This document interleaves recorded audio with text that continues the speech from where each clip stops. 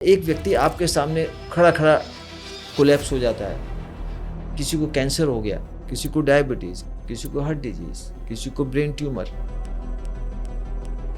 ये ऐसी प्रॉब्लम जब परिवार में आती है तो पूरा परिवार डिस्टर्ब हो जाता है। उसको एक विशेष प्रकार का कैंसर था कि अगर फीमेल का मिल्क आप पियोगे तो कैंसर आपका ठीक हो सकता है। उसको नहीं मिला तो उसकी बेटी थी, उसने अपनी बेटी का दूध लिया और वो पिया। आपको कैसा लग रहा है सुन के? आप जो गायें बांधते हो उसको जंगल में ले जाते हो क्या घास चराने? जबरदस्ती गर्भाधान कराते हो उसका हर साल क्योंकि दूध लेना है आपको, और माँ भी कहते हो उसको। अपनी माँ के साथ ये कर सकते हो क्या? गीता तो हर कोई कर रहा है, भगवत गीता पर सब ना उनको सामने रख के प्रणाम करके निकल जाते हैं। पढ़ कोई नहीं रहा। अगर गीता को आप पढ़ लोगे ना सर, आप बीमार नहीं पड़ सकते, मेरी गारंटी है। और कोई भी बीमारी होगी 6 महीने के अंदर अंदर वो बीमारियां ठीक हो सकती हैं आपकी। 6 महीने तो बड़ा समय बताया, 6 दिन में भी हो सकती है। 6 दिन में माइग्रेन ठीक हो जाना, 6 दिन में डायबिटीज की दवाइयाँ शुरू हो जाना, 6 दिन में 6 किलो से 8 किलो वजन कम हो जाना भरपेट खाकर, 6 दिन में डिप्रेशन की दवाइयाँ बंद हो जाना। सोचिए एक ऐसी लाइफ जिसमें ना रात का खाना हो, ना जंक फूड की क्रेविंग, ना ही कोई स्ट्रेस और ना ही एंजाइटी। ये है भारतीय सनातन वैदिक संस्कृति की सिंप्लिसिटी और मॉडर्न लाइफ के hacks. The man behind the soul temple. I welcome doctor Jinendra Jain. Welcome sir. Thank you. तो डॉक्टर साहब, सबसे पहले तो हमें ये बताइए कि ये सोल टेम्पल, ये नाम कहाँ से आया? बहुत अच्छा प्रश्न, आपने पहला ही प्रश्न ऐसा किया। सोल टेम्पल का मतलब है ये बॉडी। सोल माने आत्मा और टेम्पल माने जिसमें आत्मा रहती है, तो इस शरीर को ही मैं सोल टेम्पल बोलता हूँ। डॉक्टर साहब, आगे बढ़ने से पहले बहुत कुछ है आपसे पूछने के लिए और आपके ज्ञान को हर जगह पर फैलाने के लिए, बट सबसे पहले मैं ये पूछना चाहता हूँ डॉक्टर साहब कि क्या आपकी लाइफ में कुछ ऐसा टर्निंग पॉइंट आया था कि आप इस तरफ आए, होलिस्टिक हीलिंग की तरफ आए, और फिर हर जगह आप अपना ज्ञान बिखेर रहे हैं अब? यस, ये बहुत इमोशनल बात है कि आपकी उम्र में या आपसे भी कम उम्र में I was suffering more than a dozen of diseases, chronic incurable diseases, so called by the doctors, और 100 से अधिक डॉक्टर्स को मैंने संपर्क किया होगा। 4 सर्जरीज मुझे बोली हुई थी जी। आंखों पे चश्मा लग गया था, and I was so depressed. दवाई खा खा कर मैं तंग हो चुका था, और वास्तव में एक दिन तो मैं सुसाइड करना चाहता था।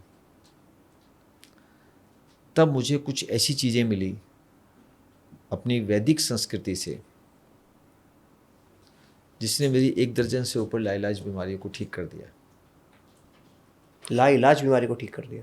यस, मेरा चश्मा भी उतर गया। This was a turning point. फिर आपने सोचा कि अब सबको ठीक करते हैं? नहीं, फिर मैंने सोचा कि अपने वैदिक सनातन संस्कृति में कुछ ऐसे जेम्स हैं, सारी दुनिया को उसको जरूरत है, और हम हिंदुस्तान में उसका लाभ नहीं उठा पा रहे हैं। तो एक बड़ा गैप है। मतलब लाइफ इज सो प्रेशियस।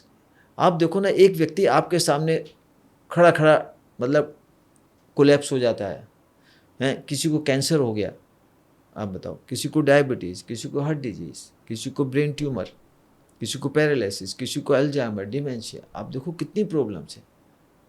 ये ऐसी प्रॉब्लम जब परिवार में आती है तो पूरा परिवार डिस्टर्ब हो जाता है। Absolutely. तो क्योंकि मैंने उस पीड़ा को खुद भुगता है मैंने, कि बीमार जब होता है व्यक्ति और लगातार मेडिसिन पे रहता है तो ये बहुत पीड़ादायक है। बिल्कुल। तो जिसने उस पीड़ा को झेला है ना वर्षों, 10 साल एक बड़ा पीरियड होता है। बड़ा। और बड़े से बड़े एक्सपर्ट के पास जाने पर भी जब सॉल्यूशन नहीं मिलता तो बड़ी निराशा होती है। तो वहाँ से मुझे मन में आया कि अगर कुछ लोगों की ज़िंदगी में भी मैं वो कर सकूँ तो शायद मुझे उससे ज़्यादा फुलफिलमेंट किस चीज़ में मिलता नहीं। क्या बात है डॉक्टर साहब। And today I am blessed to sitting with you, और मैं बहुत ब्लेस्ड फील कर रहा हूँ कि आपके माध्यम से मैं ये सारी चीज़ें सब तक पहुँचा पाऊँगा। धन्यवाद सर। अच्छा, आपने बहुत सारी बीमारियों का नाम लिया। आजकल की मैं स्पेशली 2025 की अगर बात करूँ तो मैं देखता हूँ कि लोगों के फूड हैबिट्स बहुत बिगड़े हुए हैं और उनका लाइफस्टाइल बहुत बिगड़ा हुआ है। इन दोनों में से सबसे बड़ा दुश्मन क्या है लोगों का? देखिए, फूड और लाइफ स्टाइल दुश्मन नहीं है, असली दुश्मन है इग्नोरेंस। इग्नोरेंस, जी। क्योंकि हमें मालूम नहीं है सही बात की। आज आप देखो कि एक व्यक्ति दूध को कह रहा है कि जहर है, दूसरा व्यक्ति कह रहा है अमृत है। आप देखो सोशल मीडिया पे इतना कन्फ्यूजन है, किसी को सही चीज़ मालूम नहीं है। मालूम नहीं। अगर सही चीज़ मालूम हो जाए, आप देखो कोई भी अगर आपको काम करना है, उसकी सही जानकारी हो जाए तो आप कर लोगे ना उसे। और जब तक जानकारी सही नहीं है तो कन्फ्यूजन बना रहेगा, आप कर नहीं पाओगे। राइट। तो मुझे लगता है जो सबसे बड़ा कारण है इग्नोरेंस है, सही चीज़ों की हमें जानकारी नहीं है। सर फिर भी मैं घूम फिर के एक आम आदमी की तरह पूछना चाहता हूँ, इग्नोरेंस तो है ही फॉर श्योर। दूध की ही बात करें, आपका क्या टेक है इस पर? सर मेरा टेक है, आप देखो ना, दूध एक जानवर का आहार है। हम कॉमन सेंस लगाए ना जी। पहली बात तो दूध जानवर का आहार है, दूसरा दूध बच्चे का आहार है, जानवर के लिए भी और इंसान के लिए भी। भाई जब एक महिला किसी बच्चे को जन्म देती है, भाई व्यवस्था तो पहले से भी है ना, पहले से दूध क्यों नहीं उतरता? सही बात है। बच्चा होने के बाद ही उतरता है ना, उसी के लिए है। उसी के लिए। यहाँ तक कि उसके बड़े भाई के लिए भी नहीं है वो दूध। नहीं। अब उस दूध में कितना भी न्यूट्रिशन है, इसका मतलब उसे कॉमर्शियलाइजेशन करो क्या उस दूध का? दूध बढ़िया चीज़ है? तो गाय के दूध से तो बढ़िया स्त्री का दूध है, तो उसका भी कॉमर्शियलाइजेशन कम से कम इंसान का तो है वो। अरे जानवर का नहीं, इंसान का तो है। एक अखबार में मैंने एक न्यूज़ पढ़ी कि किसी व्यक्ति ने को किसी ने बताया, किसी डॉक्टर ने, उसको एक विशेष प्रकार का कैंसर था कि अगर फीमेल का मिल्क आप पियोगे तो कैंसर आपका ठीक हो सकता है। ओहो। अब वो तलाश में कहाँ से उसे फीमेल का दूध मिले। मैंने तो सुना सर वो इंसान मतलब बड़े आदमी के लिए वो ठीक नहीं है, वो तो बच्चे के लिए ही अप्रोप्रिएट होता है, ऐसा कुछ है? नहीं, मेरी आप बात तो समझो प्लीज प्लीज प्लीज प्लीज। तो अब उसको नहीं मिला, तो उसकी बेटी थी, अब बेटी प्रेग्नेंट हुई, उसने बच्चा दिया, तो उसने अपनी बेटी का दूध लिया और वो पिया। आपको कैसा लग रहा है सुन के? अजीब लग रहा है। मतलब कोई इंसान अपनी बेटी का दूध पिए, यही सोच के हमें अजीब लग रहा है। तो जानवर का दूध पीना इंसान के लिए बिल्कुल भी प्राकृतिक नहीं है और उसकी ज़रूरत नहीं है। ज़रूरत नहीं है। एज ए मेडिसन अगर किसी को ज़रूरत पड़े तो वो अलग बात हो सकती है, लेकिन वो रेगुलर फूड तो नहीं हो सकता है राइट इंसान का। अब उसके लिए हम कोई भी तर्क दें तो फिर तो अलग बात हो गई, लेकिन कॉमन सेंस तो हम यूज करें ना। जी जी जी जी जी, कॉमन सेंस तो यही कहती है, पर कमर्शियल एस्पेक्ट कुछ और ही कहता है, दूध पियो। वो देखो फिर वो कमर्शियलाइजेशन। अच्छा सर, दूध की बात साइड में करके दूध से बनी हुई चीज़ें, सर फिर वही आ गया ना प्रश्न, सेम चीज़ है। जब दूध ही नहीं है तो वो तो और भी विकृति है, उसको हम संस्कृति नहीं कह सकते। ओह, दूध की मिठाइयाँ बनाना, मिल्क प्रोडक्ट्स बनाना वो संस्कृति नहीं है, विकृति है। और भी विकृत कर दिया जी आपने। दूध पीना है तो मेरे तो जो नेचुरोपैथी के गुरु थे वो कहते भी दूध पीना ही है तो सबसे बढ़िया तो धरोशन दूध पियो ना, कच्चा, जैसे बच्चा पीता है। आप बताओ बच्चे को दूध गर्म करके पिलाते हो क्या? कभी भी नहीं। तो दूध पीना है तो धरोशन दूध पियो और तुरंत का दूध पियो। आप देखो आगम में, शास्त्रों में तो ये लिखा है कि दूध निकलने के बाद 48 मिनट के अंदर, बल्कि और भी जल्दी, उसमें असंख्यात कीटाणु जन्म ले लेते हैं। फिर उसके बाद तो गर्म करना आपके लिए अनिवार्य हो गया, लेकिन बेस्ट तो फ्रेश ही होता है ना। जी बिल्कुल। अच्छा सर, फूड प्रोडक्ट्स की अगर हम बात कर रहे हैं, देखिए मैं अज्ञानी हूँ, मुझे माफ़ कीजिएगा अगर मेरे से कुछ त्रुटि हो। आपके सामने मैं एकदम अज्ञानी हूँ, मैं एकदम बच्चे की तरह आपसे सवाल पूछने की इस टाइम प्रयास कर रहा हूँ कि वैदिक सनातन परंपरा में श्री कृष्ण माखन खाया करते थे। सर देखो वो पहाड़ भी उठाते थे उंगली पर। जी आप करो ना वो काम, दूध पी सकते हो फिजिकल। अब फिर वो मक्खन, ये तो लिखा है मक्खन खाया करते थे, कहीं हमने ये तो पढ़ा नहीं वो दूध भी पिया करते थे। ना ही कहीं नहीं। और बचपन में करते थे, वो बचपन के खेल खिलौने थे सर वो उनके। तो जो बचपन में वही करते रहे क्या, फिर तो उन्होंने बड़े बड़े काम भी किए ना। राइट। और फिर आप ये क्यों भूल जाते हो कि वो गांव चराने जंगल भी जाया करते थे। जी। आप जो गायें बांधते हो उसको जंगल में ले जाते हो क्या घास चराने? कभी भी नहीं, बहुत कम लोग ले जाते हैं आज के टाइम। अरे तो आप वो काम करो ना पहले आप। सही बात है। और फिर आप तो जब तक वो दूध देती है, पहली बात तो जबरदस्ती गर्भाधान कराते हो उसका हर साल, क्योंकि दूध लेना है आपको, और माँ भी कहते हो उसको। एब्सोल्युटली। अपनी माँ के साथ ये कर सकते हो क्या आप? अब बताओ। बहुत सही बात बोली हैं, जबरदस्ती गर्भाधान कराते हो, और फिर जब वो दूध देना बंद कर देती है तो उसको, क्योंकि आप हिंदू हो, आप उसको बेच नहीं सकते कत्ल खाने में। अब बहुत लोग बेचते भी हैं, आज भी कितनी गाय कटती हैं, लेकिन आप सड़क पे छोड़ देते हो उसको, है प्लास्टिक खाने के लिए। और अगर मेल चाइल्ड हो जाए तो उसको दूध पिलाना पड़ेगा, उसको भी सड़क पे छोड़ देते हो भर जाड़े में आप। मेरे एक मित्र हैं, वो इसी का काम करते हैं। वो अच्छा ऐसा शेल्टर बनाया हुआ उन्होंने, ओह। ऐसे बच्चों को पकड़ के लाते हैं वो, वाह जी। नवजात शिशु को छोड़ देते हैं। सर दूध पे हम ज़्यादा बात नहीं करें, क्योंकि ये बहुत सेंसिटिव मसला है। सही बात है। बहुत लोग तो ऐसे हैं कि जो भगवान कृष्ण से जुड़े हुए हैं, वो दूध पीना अपना धर्म समझते हैं। अच्छा। मतलब it is a very emotional subject. तो हम लोगों की इमोशंस के साथ ज़्यादा बात नहीं करना चाहते। लेकिन मेरा सिर्फ ये कहना है, मैं दूध का कोई विरोधी नहीं हूँ, ठीक है ना। और ना वो बात करूँगा कि आपको ये भी मालूम होना चाहिए हिंदुस्तान में मिल्क प्रोडक्शन कितना है और मिल्क की सेल कितनी है। आप ये सारी चीज़ों में जाओगे तो जितना मिल्क की सेल है उससे चौथाई भी मिल्क प्रोडक्शन नहीं है। बाकी दूध कहाँ से आता है? और जो दूध निकालते हो उसमें कितने तरह के इंजेक्शन वैक्सीनेशन आप यूज करते हो। तो उन चीज़ों में मैं नहीं पढ़ना चाहता। लेकिन मैं सिर्फ दर्शकों से एक बात कहना चाहता हूँ कि आप एक कॉमन सेंस का यूज करो। दूध बच्चे का भोजन है, और जिस भी, चाहे मनुष्य का हो चाहे जानवर का बच्चा हो, दूध उसी के लिए है। मनुष्य का दूध भी केवल उसी बच्चे के लिए है जिसका जन्म हुआ है, उसके ना बड़े भाई के लिए है ना किसी और के लिए है। बिल्कुल, ये कॉमन सेंस मेरी कहती है। बिल्कुल जी, बिल्कुल ठीक है जी। सर आप होलिस्टिक हीलिंग की बात कर रहे हैं, अंदर से प्राण शक्ति हो गई, बॉडी माइंड सोल, इसमें एक चीज़ आती है एनर्जी। तो how to be energetic the entire day, मतलब क्या सीक्रेट हो सकते हैं कि पूरा दिन एक बंदा एनर्जेटिक रहे? आजकल मैं देखता हूँ नौजवानों को भी 2-3 घंटे में लेजी हो जाते हैं। देखिए ये एक बड़ा प्रश्न है। हम सोचते हैं भोजन से एनर्जी मिलेगी, वास्तव में food is not the source of energy. Food requires energy. The more we eat the more energy we require. Oh yes. इसी तरह दूसरा मिथ है कि लोगों को लगता है सोने से एनर्जी मिलेगी, तो 8 घंटे सोने के बाद भी सुबह उठने का मन तो किसी का करता नहीं है, उठना पड़ता है, सोने के बाद भी एनर्जी नहीं मिल रही है। तो एनर्जी का अगर प्रिंसिपल देखो, एनर्जी के कुछ प्रिंसिपल हैं।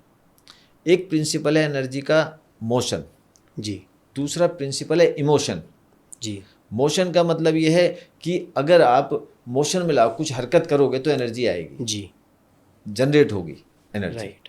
जैसे डायनेमो है, आप साइकिल का पहिया घुमाओगे तो एनर्जी जनरेट होगी। ऐसी ह्यूमन बॉडी में व्यायाम करेंगे, कुछ भी व्यायाम करोगे तो एनर्जी आएगी। दूसरा है मोशन, यानी कि पेट साफ होगा तो एनर्जी आएगी जी। आज सबसे बड़ी प्रॉब्लम लोगों की कॉन्स्टिपेशन है, पेट साफ ही नहीं होता है, इसलिए एनर्जी कम रहती है। और अगला प्रिंसिपल है इमोशन। जहाँ इमोशन होती है वहाँ एनर्जी होती है। और इमोशंस आपकी नेगेटिव भी हो सकती है, पॉजिटिव भी हो सकती है। अगर प्रेम है तो भी आप देखो, दिन भर के आप थके हुए हो और कोई मित्र आ जाए, कोई प्रिय मित्र, एनर्जी आ जाती है ना, फिर उसके साथ घूमने भी चल देते हो, इमोशन, उसके साथ डांस भी कर लेते हो आप 4-4 घंटे। इमोशन ऐसे ही नेगेटिव इमोशन, आपको एनर्जी नहीं है बॉडी में, किसी बात पे गुस्सा आ जाए तो कितनी पावर आ जाती है आपके अंदर जी। तो एनर्जी को हमें समझना होगा। और पूरा जो मेरा जीवन का यही है कि हम अपनी एनर्जी को 10x बढ़ा सकते हैं। आप एक बच्चे को देखो ना, एक 6 महीने का बच्चा कितना ऊर्जित रहता है, 1 साल का, 2 साल का। 6 महीने के बच्चे के साथ आप 1 घंटे साइकिलिंग में कंपटीशन कर सकते हो क्या? नहीं कर सकते। तो ये होना स्वाभाविक नहीं है कि उम्र होने के साथ साथ आपका एनर्जी लेवल कम क्यों हो गया, बढ़ना चाहिए ना। क्योंकि हमने एनर्जी प्रिंसिपल को समझा ही नहीं। मुझे लग रहा खाने से आएगी एनर्जी, और खाओ, और उससे एनर्जी कम हो रही है। और फिर दूसरा और गड़बड़ करता है व्यक्ति, फिर वो सोचता है कोल्ड ड्रिंक से, कॉफ़ी से, चॉकलेट से, आइसक्रीम से और फिर ड्रग्स से, अल्कोहल से। जितना जितना उस चीज़ में जाएंगे, क्योंकि एनर्जी असली सोर्स पे तो काम ही नहीं कर रहे आप, काम नहीं। और ये सब चीज़ें आपकी एनर्जी को ड्रेन कर रही हैं उल्टी। एब्सोल्युटली, बिल्कुल। आजकल लोग, यूथ की अगर बात करूँ, एनर्जी ड्रिंक पी रहे हैं। यस, कूल लगता है। ओके, चलिए, ठीक है जी। सर, आपके डॉक्टर जिनेंद्र जैन के 3 फेवरेट फूड्स मैं पूछना चाहता हूँ।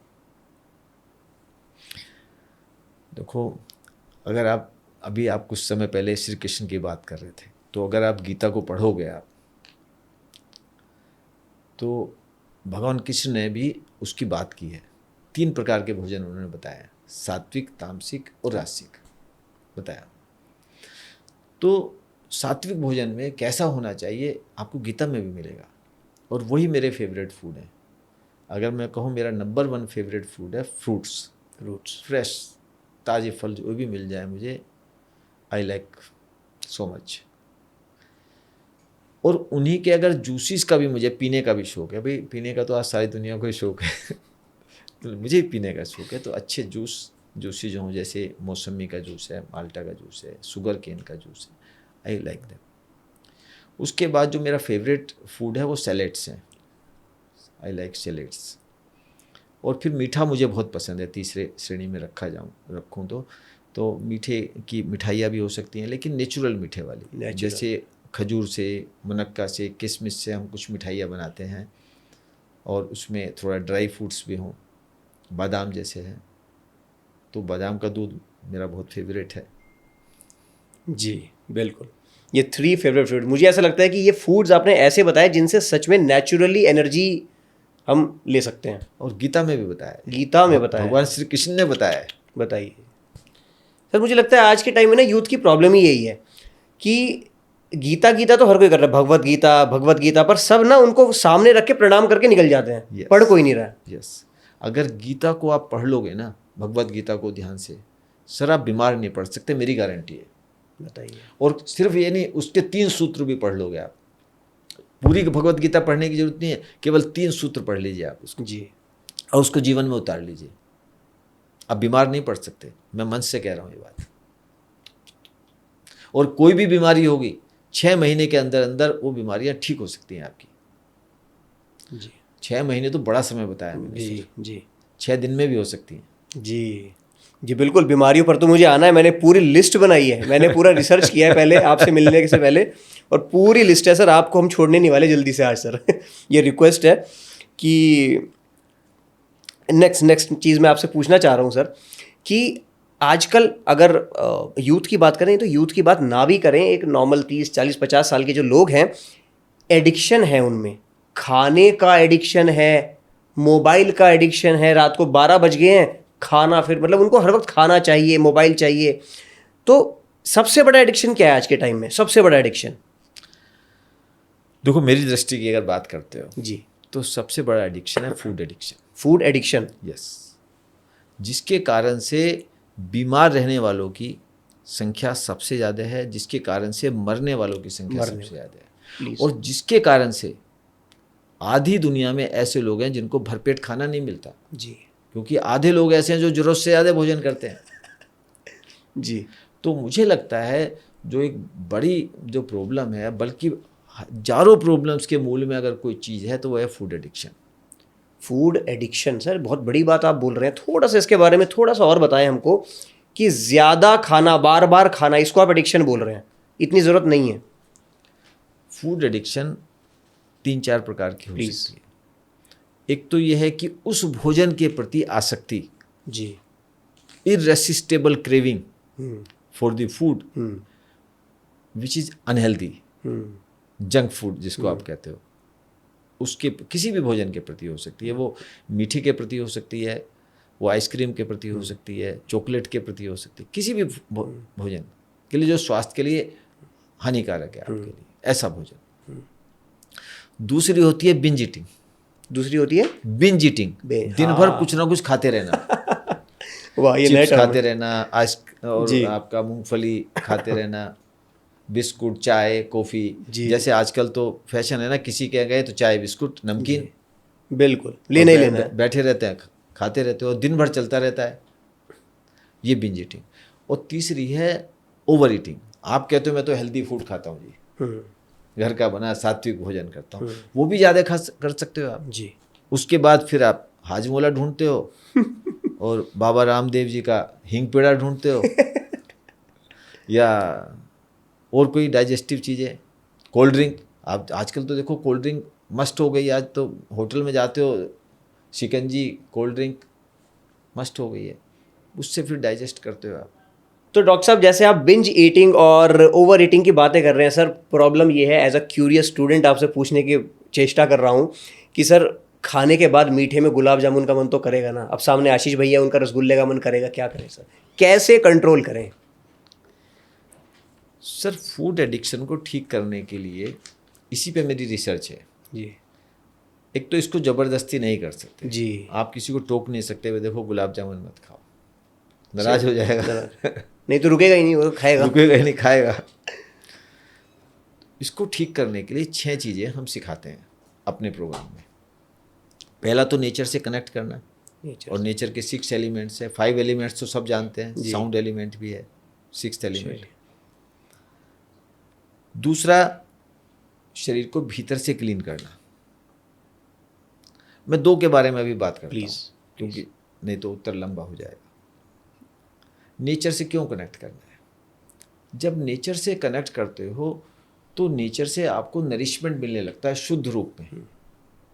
अभी क्या है, बॉडी को क्योंकि प्योर नरिशमेंट नहीं मिलता, हर चीज़ में मिलावट है, आप भी जानते हो। केवल नेचर में प्योरिटी है। जैसे पेड़ पौधों को नरिशमेंट मिलता है नेचर से, ऐसे ही आपको भी मिल सकता है अगर आपको वो कनेक्शन आ जाए। तो जब नेचर से प्योर नरिशमेंट आपको मिलता है तो फिर ये नहीं होता, फिर ये आपकी जो प्रवृत्ति है ना ओवर ईटिंग करने की, बिंज ईटिंग करने की, या जंक फूड के प्रति जो आकर्षण है वो कम हो जाता है जी। क्योंकि बॉडी को तो नरिशमेंट चाहिए ना। सही बात। अब नरिशमेंट क्योंकि मिलता नहीं उसको, तो कुछ ना कुछ खाने का मन करता रहता है। खाने से मिला नहीं, तभी तो गुलाब जामुन में ध्यान पड़ा है। तो ये नेचुरल प्रोसेस है। दूसरी चीज़ ये है, क्योंकि हम बचपन से हमने जंक फूड खाया है, हमारी मदर ही हमें फूड एडिक्ट बनाती है, हमारे फादर, हमारे सब मिलने वाले रिश्तेदार फूड एडिक्ट बनाते हैं। बचपन से आप देखो कितनी चॉकलेट, कितनी मिठाई, कितना बच्चों को हम खिलाते हैं, क्योंकि जो पेरेंट्स खाते हैं वो बच्चों को भी खिलाना चाहते हैं।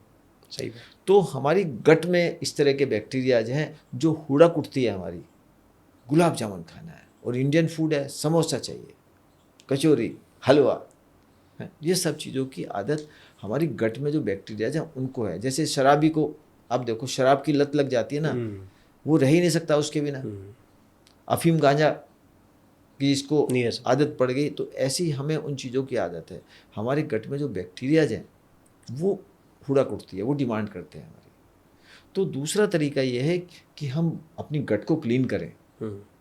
हम जब तक गट को क्लीन नहीं करेंगे, फूड एडिक्शन से हम नहीं बच सकते जी। तो 2 सोल्यूशन मैंने बताए, वैसे 4 सोल्यूशन और भी हैं, उसकी रूट में हमें जाना होगा। 6 चीज़ों को हमें समझना होगा अगर हम वास्तव में सस्टेनेबली फूड एडिक्शन से अपने आप को बचाना चाहते हैं। सस्टेनेबली, नेचुरली है। सस्टेनेबली मतलब ये तो नहीं आज छोड़ दिए फिर कल को हो जाए। और फूड एडिक्शन अगर आपने ठीक कर ली तो अल्कोहल, नॉन वेज और जो आप कई एडिक्शन के नाम गिना रहे थे वो अपने आप चली जाती है। क्योंकि सबसे बड़ी एडिक्शन छोड़ दी ना आपने, एक प्रिंसिपल है, बड़े में लघु समाया हुआ होता है। यानी कि बड़ी प्रॉब्लम को अगर आपने हल कर ली तो छोटी मोटी तो अपने आप ठीक हो जाती है, डर के भाग जाएंगे अपने आप डर के भाग जाएंगे। सर 2 बड़ी बातें आपने बोली। पहला, दूसरा जो आपने बोला इनसाइड, बॉडी को इनसाइड से क्लीन करें, गट क्लीन करें। पहला आपने बोला नेचर से कनेक्ट करें, तो वो नेचर से नरिशमेंट कैसे लें सर?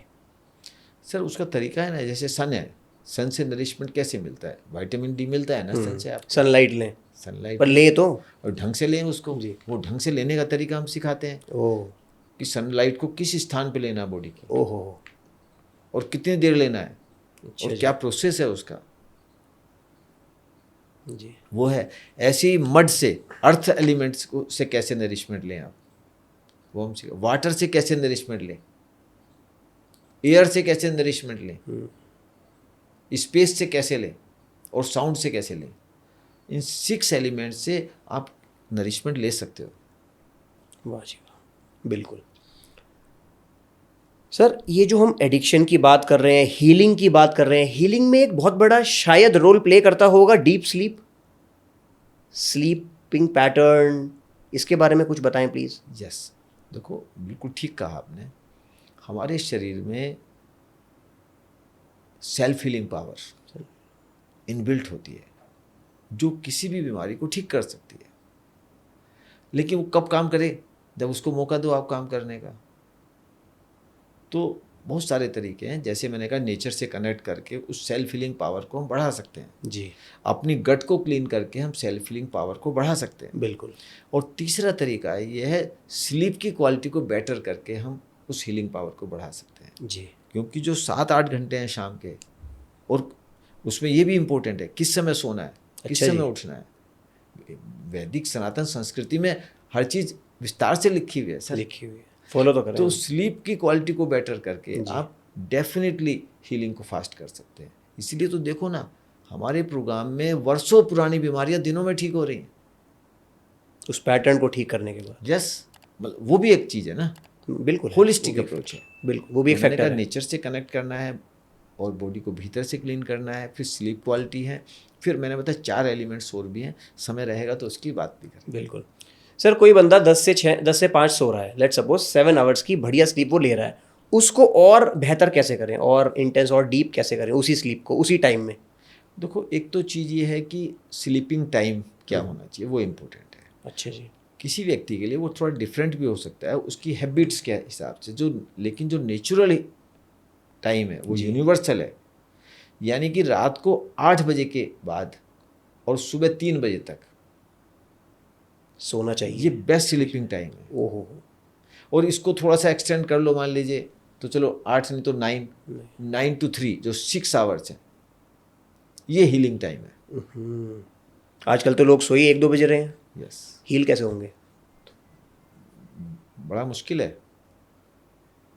शायद वही आपने जो सबसे पहली बात बोली थी, आते ही इग्नोरेंस, पता ही नहीं है हमको साइंस क्या बोल रही है। अब इस पे तो वर्ल्ड में रिसर्च भी हुआ है जी, कि 3 बजे एक बार जनरली ज़्यादातर लोगों की आँख खुलती है। अगर आप थोड़ा सा भी समय पे सोने की आदत है, 9-10 बजे भी है, तो फिर भी 3 बजे आपकी आँख खुलेगी, क्योंकि 3 बजे एक भ्रम शुरू होता है। 3 बजे उठने का समय होता है। ये natural process all over the world है, ऐसा नहीं कि केवल हिंदुस्तान में है, लेकिन हिंदुस्तान के मनुष्यों ने तो इस पर रिसर्च की है। जी। हमारे ऋषि मुनियों ने, अरिहंतों ने, सिद्धों ने। सर हमारे देश का यूथ आज के टाइम में नाइट शिफ्ट प्रेफर कर रहा है, ज़्यादा पैसा भी मिल जाता है, एकाग्रता से काम हो जाता है, तो वो तो फिर अपने शरीर के साथ खिलवाड़ कर रहे हैं। सर मैं आपसे एक प्रश्न पूछता हूँ। 3 चीज़ें हैं लाइफ के, 3 क्वाड्रेंट है, एक हेल्थ है, एक वेल्थ है और एक रिलेशनशिप है। आपके लिए सबसे ज़्यादा इंपॉर्टेंट कौन सा है? मेरे लिए तो हेल्थ है। हेल्थ होगा तो रिलेशनशिप भी बढ़िया कर लूँगा और वेल्थ भी, मतलब मुझे ऐसा लगता है। लेकिन आप ईमानदारी से बताओ, अब एक अगला प्रश्न है, आप कितना समय 24 घंटे में अपनी हेल्थ में देते हो? बहुत कम, शायद 1 घंटा मुश्किल से। और कितना वेल्थ के लिए देते हो? सारा वेल्थ के और लिए। कितना रिलेशनशिप पे देते हो? जी। तो सिंपल है ना, हमारे लिए जो मेन प्रायोरिटी इस समय वेल्थ हो गई है। हेल्थ हमारी प्रायोरिटी नहीं है, रिलेशनशिप हमारी प्रायोरिटी नहीं है। कहते तो हैं हम कि हेल्थ हमारी प्रायोरिटी है और रिलेशनशिप के लिए काम करते हैं, लेकिन हमारे पास ना तो अपने लव्ड वन के लिए समय है नहीं है, और ना खुद के लिए समय है। जी। और एक अंधी दौड़ में हम शामिल हो गए हैं सब, क्योंकि हमें लगता है उसी से पहचान है। सफलता का जो मापदंड हमने उसी को बना दिया है कि जिसके पास अधिक दौलत है, अधिक बैंक बैलेंस है, ज़मीन जायदाद है, बड़ी गाड़ी है। आजकल तो मैं देखता हूँ बड़े बड़े कोचेज अपनी गाड़ियाँ दिखाने लगे हैं। जी बिल्कुल बिल्कुल, शो ऑफ कल्चर। बस लगता है कि भाई ये बड़ी गाड़ी में चलता है तो बड़ा आदमी है। जी जी जी, बिल्कुल बिल्कुल, बहुत सही आपने बात बोली। आई होप कि कोई अगर यूथ इस एपिसोड को देख रहा है तो उसको इंट्रोस्पेक्ट करना चाहिए, सोचना चाहिए कि क्या मैं कहीं गलत तो नहीं कर रहा, नाइट शिफ्ट पे नाइट शिफ्ट किए जा रहा हूँ, पैसा दुगना कमा रहा हूँ, पर शरीर का क्या। आज के टाइम में सर मैं देखता हूँ, ये सच में मेरे दिल में एक पीड़ा है। देखता हूँ मैं लोगों को 30 साल के लड़के सर, 30 साल क्या होती है, मैं 40 का होने वाला हूँ और मैं 30 साल के 25 साल के लड़कों को देखता हूँ, लेजी पड़े हैं, उठ नहीं रहे हैं, मतलब वो उनको बाहर तक भी जाना है ना, उनको स्कूटी चाहिए या कोई बाइक चाहिए। तो लाइफस्टाइल शायद गड़बड़ है सर पूरा। देखो लाइफ स्टाइल की है प्रॉब्लम। लाइफ स्टाइल के साथ साथ मैंने कहा, देखो पहली चीज़ है इग्नोरेंस। हमें अपने बारे में ही मालूम नहीं है। Ignorance. 85% people all over the world जी are not happy with their job. ये हमारा तीसरा एलिमेंट है। मैंने कहा 6 एलिमेंट्स हम सिखाते हैं। ओह ये हार्वर्ड यूनिवर्सिटी का सर्वे है। जी। यानी कि जो हम काम करते हैं वो हमें करना पड़ता है। हमारे लिए काम करने के 2 मोटिवेशन है, फियर एंड ग्रीड। या तो हम डर के काम करेंगे जी या मोटिवेशन में काम करेंगे, ऊपर से क्या मिलेगा। बिल्कुल। सारे सरकारी कर्मचारी रिश्वत के बिना काम नहीं करते हैं, और प्राइवेट कर्मचारी भी अगर उनको मोटिवेशन नहीं दोगे, इंसेंटिव्स नहीं दोगे, तो नहीं कुछ करेंगे। प्रलोभन नहीं दोगे, कैरेट नहीं लटकाओगे उनके सामने, दे विल नॉट वर्क। लेकिन इस और ये भी एक बड़ा कारण है, क्योंकि हम में एनर्जी की कमी है। क्योंकि हमें एनर्जी बनाने के लिए कुछ ना कुछ चाहिए। किसी को शराब चाहिए, किसी को रिश्वत चाहिए, एक्स्ट्रा मनी चाहिए, और किसी को कुछ चाहिए, किसी को कुछ चाहिए। सही बात। और ये हमारी लॉन्ग रन में हमारी एनर्जी को कम करता है। जी। एनर्जी कैसे आती है आप बताओ? एनर्जी आती है पर्पस से। एनर्जी आती है आपको जब आप ऐसा काम करते हो जो आपकी रुचि का है। जैसे मछली है, दिन भर तैरती है, वो तो नहीं थकती कभी भी। आपको मालूम है वो पानी के विरुद्ध तैरती है, जब भी तैरती है भाव के विरुद्ध तैरती है, फिर थकती नहीं है। उसका काम है, रुचि है उसको। तो काम मेरी रुचि का हो, जो मुझे आता भी हो, जो मुझे भाता भी हो। यूथ की सबसे बड़ी प्रॉब्लम है, एक तो यूथ एक फाइनेंशियल ट्रैप में फंस गया है जी।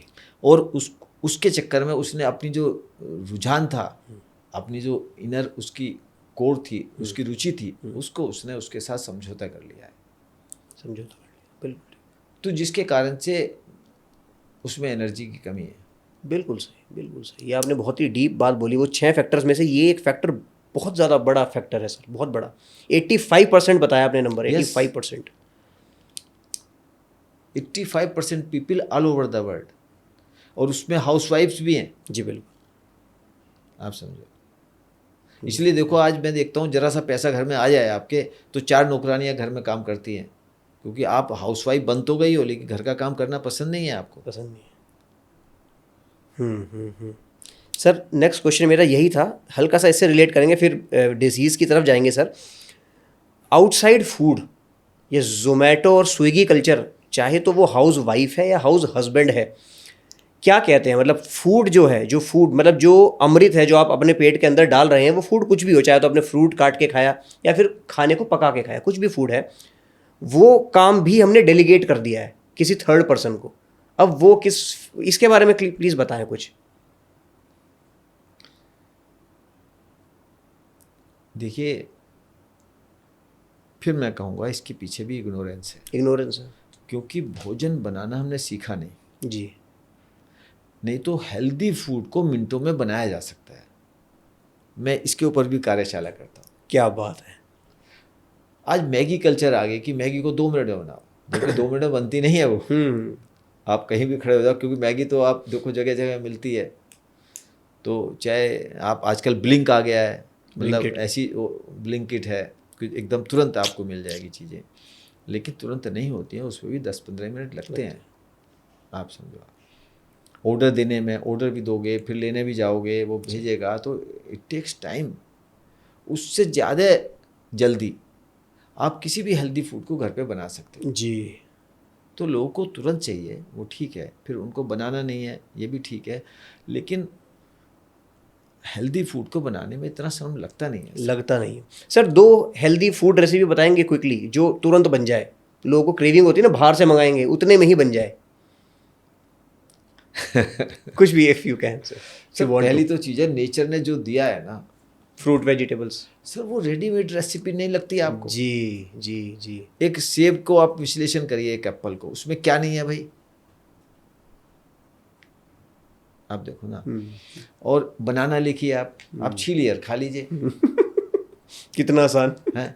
अब सुबह सुबह मुझे आना था, तो थोड़ा जल्दी भी थी आने की, तो मैंने देखा रसोई घर में क्या हम ले सकते हैं, तो तरबूज रखा हुआ था, मैंने तरबूज निकाला, 2 पीस किए और चम्मच से, जैसे आइसक्रीम खाते हैं, रेडीमेड आइसक्रीम है ना, अब 2 पीस करो और खा लो।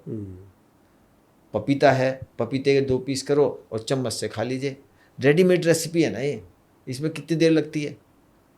बिल्कुल सही कह रहे हैं, पर मुसीबत तो वही है ना सर, एडिक्शन, इग्नोरेंस। वो कुछ खाना है जो जीभ को सेटिस्फाई करेगा। अच्छा, फिर अगर आपको रेसिपी बनानी है, कोई ऐसा प्रोडक्ट के रूप में बनाना है, तो सलाद बहुत जल्दी बनता है, पहली चीज़ तो। और भी हम बादाम, मतलब कॉफ़ी बनानी है आपको, तो जितनी देर कैफ़े डे में बैठ के कॉफ़ी बनेगी, हम बादाम की कॉफ़ी बना देते हैं। बादाम भीगे हुए होने चाहिए, कोई नेचुरल मिठास, मुनक्का है, बादाम है, उनको भिगो दीजिए आप थोड़ी देर के लिए, और छील कर उसमें बीज निकाल कर उसको मिक्सी में आप चलाइए, पानी मिलाइए, उसमें छान लीजिए, उसमें केसर, दालचीनी, इलायची डाल दीजिए, मिल्क बन गया। कॉफ़ी डालनी है तो केसर दालचीनी मत डालो, कॉफ़ी डाल दीजिए। बैरिस्टा की कॉफ़ी पानी भरेगी मेरी कॉफ़ी के साथ सर। मेरा चैलेंज है। क्या बात है डॉक्टर साहब, मज़ा आ गया जी। और तुरंत की रेसिपी मैं बताता हूँ, जैसे मिलेट्स हैं जी, मिलेट्स अगर भीगे हुए हैं आपके पास पहले से, तो उसको बॉईल कर दीजिए, सिंपल, रेडी टू ईट है। अब बहुत टेस्टी होते हैं, उनका अपना जो स्वाद है इतना बढ़िया होता है। फिर भी कुछ आपको डालना है उसमें, मिर्च मसाले तो डाल सकते हो। मीठा डालना चाहो तो एक सिंपल उबाल लीजिए आप, उसमें आप दूध डालना चाहो दूध डाल सकते हो बादाम का, कुछ मीठा डालना चाहते हो मीठा डाल सकते हो, थोड़ा नमकीन बनाना चाहते हो तो नमक डाल सकते हो जी। बिल्कुल वेरी इजी टू सर्व है। और जितना सिंपल बनाओगे थोड़े में गुजारा होता है, जितना उसको कॉम्प्लिकेट करोगे तो ज़्यादा लगता है। सही बात, ये उल्टा है। अगर आप जितना सिंपल फूड खाओगे उसको बनाना भी आसान है, बॉडी के लिए पचाना भी आसान है, सही बात, और न्यूट्रिशन भी ज़्यादा मिलता है उससे। जी। एनर्जी कम स्पेंड होएगी पचाने में, बनाने में भी कम होगी, सही, खाने में भी कम होगी, और पचाने में भी कम होगी। फ़ायदा ही फ़ायदा जी। अच्छा, आप जैसे बताते हैं you are a self healing coach doctor साहब, आप सेल्फ हील करना सिखाते हैं बड़ी से बड़ी बीमारी। अभी मैं आपकी एक स्टूडेंट से बात कर रहा था बैक कैमरा, तो मैम बता रही थी, जैसे आप बोल रहे हो कि मैं हीलर्स खड़े कर रहा हूँ इंडिया में, तो मैम बता रही थी उनको माइग्रेन था काफ़ी पुराना, और वो 26 साल से 26 साल पुराना माइग्रेन, 26 साल एक पढ़ी लिखी हाईली एजुकेटेड लेडी जो एनसीआर में रहती है, गुड़गांव जैसे टेक सिटी में रहती है। Absolutely, I was talking to her sir, she is a successful entrepreneur, और वो 26 साल पुराना माइग्रेन उन्होंने आपके साथ ठीक किया, और आज के टाइम में वो लोगों का ठीक कर रही हैं। सर ये क्या कंसेप्ट है, मुझे प्लीज़ समझाइए। सर मैं आपसे पूछता हूँ, एक पेशेंट जिसने अपना 26 साल पुराना माइग्रेन, डायबिटीज़, हार्ट डिजीज या कैंसर ठीक कर लिया है, कोई भी बीमारी, उससे बड़ा कोई स्पेशलिस्ट हो सकता है क्या? बिल्कुल भी नहीं। खुद का किया है ना, खुद को दर्द वो फील कर सकते हैं। आज एक स्पेशलिस्ट बनने में 15 साल लगते हैं सर। पहले एमबीबीएस करेगा, फिर एमडी करेगा, फिर डीएम करेगा, तब कोई डॉक्टर स्पेशलिस्ट बनता है किसी एक बीमारी का अच्छे से। और आपको मालूम है हर साल 23 लाख बच्चे नीट की परीक्षा में बैठते हैं जो डॉक्टर बनना चाहते हैं। और सर डॉक्टर बनना आसान नहीं है। सही बात है। आप पहली बात तो वो संकल्प आना अंदर से मुझे डॉक्टर बनना है, जब बच्चे के अंदर आता है तो उसके मन में ये होता है मुझे दूसरों की तकलीफ ठीक करनी है, तभी वो बच्चे के अंदर भाव आता है। करेक्ट। और 10वीं क्लास के बाद ही वो या तो कोटा में चला जाएगा या कहीं और कोचिंग इंस्टीट्यूट में 2 साल अपनी 11वीं 12वीं करते हुए वो तैयारी करता है नीट की परीक्षा की। उसके बाद 23 लाख बच्चों में सीटें होती हैं, कुल 1,20,000, आपको भी पता है। प्राइवेट डीम्ड यूनिवर्सिटी में भी और सरकारी यूनिवर्सिटी की टोटल सीट मिला के करीब 1,20,000 के करीब होती हैं हिंदुस्तान में। और बच्चे कितने हैं? 23 लाख। कितना कंपटीशन है। और फिर 15 साल की तपस्या सबसे बड़ी, और करोड़ों रुपए खर्चा। उसके बाद कोई व्यक्ति डॉक्टर बनता है। जी बिल्कुल। और डॉक्टर बनने के बाद वो डॉक्टर बनता है, हीलर बनता है या डिसीज मैनेजर बनता है, ये विचार करने का विषय है। Disease manager. यस। आप बताओ, एक डायबिटीज के मरीज को आप ठीक इलाज कर रहे हो, आपको ऐसे मिल जाएंगे जो कहेगा मुझे 1 साल से, कोई कहेगा 5 साल से, 10 साल से, 25 साल से डायबिटीज है, चल रहा है वो तो वो डिजीज मैनेजमेंट हो रहा है या हीलिंग हो रही है? Oh my God.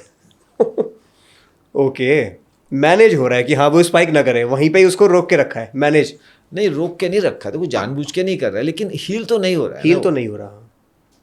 मेरा प्रश्न ये है, तो पेशेंट भी डिजीज मैनेजर हो गया है और डॉक्टर भी डिजीज मैनेजर हो रहा है जी।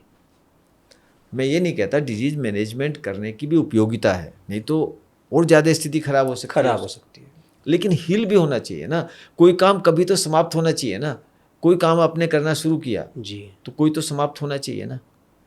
25 साल में भी आप हील नहीं कर पा रहे हो। नहीं। तो जिस लेडी की बात कर रहे हो, 26 साल से माइग्रेन था उसको, आप बताओ, एक टेक सिटी में रहने वाली, कितने डॉक्टर्स को दिखाया होगा आपने, कितनी मेडिसिन खाया होगा, बता रही है वो पेन किलर्स खाती थी बहुत, फिर और 6 दिन में ठीक हो गया उनका माइग्रेन। सर मजाक कर रहे हैं? 6 दिन? यस, ये 6 महीने सर, 6 दिन, 6 डेज। यस। 6 महीने में तो वो एक्सपर्ट बन जाएगी माइग्रेन ठीक करने वाली। 6 महीने में तो हम उसको हीलर बना देंगे, जो डीएम भी नहीं है। और यही मेरी जिंदगी का सपना है, मुझे पेशेंट्स को हीलर बनाना है, और वो हम 6 महीने से 1 साल में बना सकते हैं। और वास्तव में तो डॉक्टर्स को भी बनना चाहिए। अगर डॉक्टर्स वो ह्यूमिलिटी है, उन्होंने करोड़ों रुपए अपने एजुकेशन पे लगाए हैं, 15 साल लगाए हैं, तो 6 महीना या 1 साल मुझे भी दे के देखें। हम किसी भी डॉक्टर को हीलर बना सकते हैं सर। क्या बात है सर।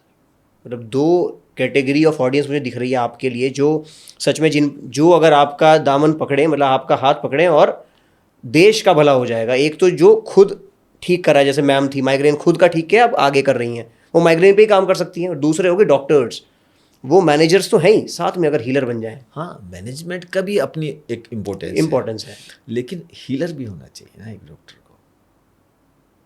ये मेरी ज़िंदगी का बड़ा सपना है कि मुझे कुछ डॉक्टर्स को जो बनना चाहेंगे उनको हीलर बनाना है। क्या बात है सर। पर कहीं ना कहीं यहाँ पर अगर वो अपना थोड़ा सा एक ईगो साइड में रखें, पढ़ाई का जो एक होता है ना, अरे मैंने डीएम किया है, वो हल्का सा थोड़ा सा साइड में रखें सर, वो तो जरूरी है। एक ह्यूमिलिटी, मैंने कहा ह्यूमिलिटी जरूरी है। और फिर मैं तो एक बात कहता हूँ कि डॉक्टर्स भी तो बीमार है ना आज, बहुत ज़्यादा सर। तो come with your illness, come with your disease and let me help you to heal that and become the expert of that. क्योंकि फिर वो डॉक्टर जो बात कहेगा ना सर, उसकी एक बड़ी एक वेटेज है। आज एक MBBS, MD या DM डॉक्टर अगर किसी बात को रखता है तो लोग उसको ज़्यादा सुनते हैं।